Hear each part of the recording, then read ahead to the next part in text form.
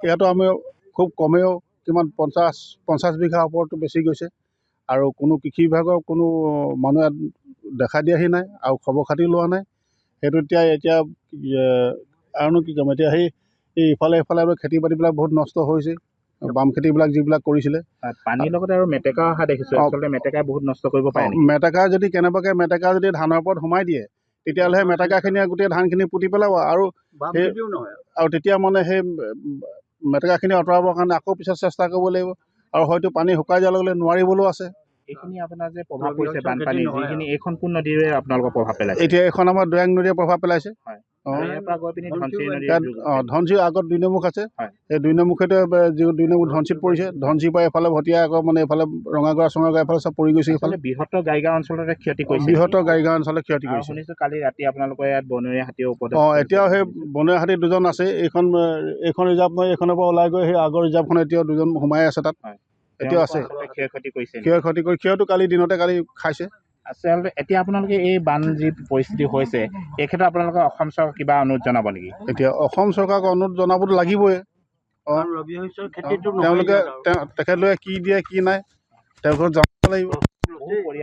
বহুত পৰিয়াল আমাৰ তাৰমানে এইখিনি যিমান অঞ্চলৰ মানুহ আছে গোটেই চবৰে ঘৰৰ পৰিয়াল আছে। তাৰমানে কিমান ঘৰমান পৰিয়াল আছে? ইয়াতো প্ৰায় 50-60 ঘৰতো পৰিয়াল আছেই, হয়তো ওপৰতো আছে। হয়তো 200 ঘৰো হ'বলৈ আছে ইয়াত। ৰাতি আচলতে ইয়াৰ পানী আৰু বাঢ়নি পানী বৃদ্ধি হ'বলৈ সম্ভাৱনা এটা আছে। আৰু গাঁও অঞ্চলতো ইয়াৰ প্ৰৱেশ ঘটিব নেকি পানী? গাঁৱৰ অঞ্চলত আপুনি গম পাইছে ন, সেই ৰাস্তাটো মানে সেইফালে বুৰি গৈছে। এই যিটো ৰাস্তা আছে সেই বুৰিছে। আকৌ এই অঞ্চলটো বুৰিলে আকৌ যদি এনেকৈ যদি পানীটো সোমাই থাকে ৰাতিৰ ভিতৰলৈ, তেতিয়ালৈ গাঁওখন আৰু গৰাখহনীয়া পানী শুকাই যোৱাৰ লগে লগে পানীটো গৰাখহনীয়া হ'ব, ধাম ধুম খহি যাব। এই অঞ্চলটো গোটেইটো খহিব গৰাখহনীয়া। চলাৰ ফেঞ্চিংবোৰ আচলতে দেখিছোঁ, এইবোৰ আচলতে নষ্ট হৈ যাব নেকি? এইবিলাক নষ্ট মানে আমি ধৰক এতিয়া সেইবিলাক চলাৰ ফেঞ্চিঙৰ এই যিবিলাক বেটাৰী আৰু মানে যিবিলাক মেচিন সেইবিলাক ঘৰলৈ লৈ অহা হ'ল এতিয়া। আৰু সেইবিলাকতো তাত থাকিলে নষ্ট হ'ব গোটেইখন।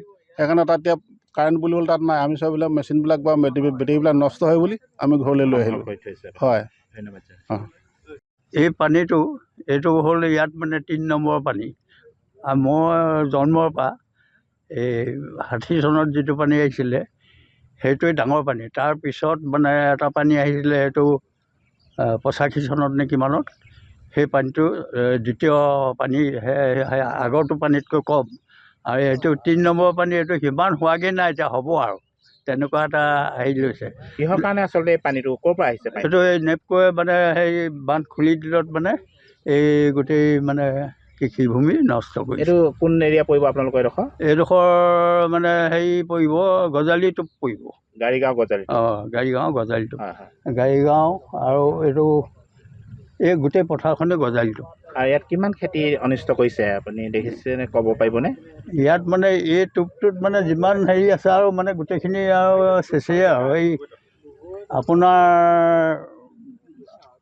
কিছুমানৰ জিকা আছিলে আৰু কিছুমানৰ মানে এইবোৰ ভেন্দি আছিলে, কিছুমানৰ মানে হেৰি দিছে কেৰেলা, ভেন্দি, দাংবডি, সেইবোৰ চব মানে পানীয়ে মানে বুৰুৱাই পেলাইছে। আৰু পানীটো বাঢ়িয়ে আছে, আৰু কিমান বাঢ়িব ঠিক নাই। আৰু ধানৰ তলি এতিয়া ধান খেতি মানে খেতিয়কে যিটো হেৰিত কৰিছিলে, এতিয়া দেখিছোঁ মানে একোৱেই নহ'ব, চব মানে পানী তলত গ'ল। এই অলপ আগবোৰ ওলাই আছে এইখিনিতে, এই ওচৰে পাঁজৰে। আৰু যদি 2-3 দিন থাকে এইখিনি নষ্ট হৈ যাব? এইখিনি তাৰমানে 2-3 দিন থাকিলে চব গেলি যাব, কাৰণ পলস যে, পলসে হয়তো পুতি দিবলৈও আছে। হয়।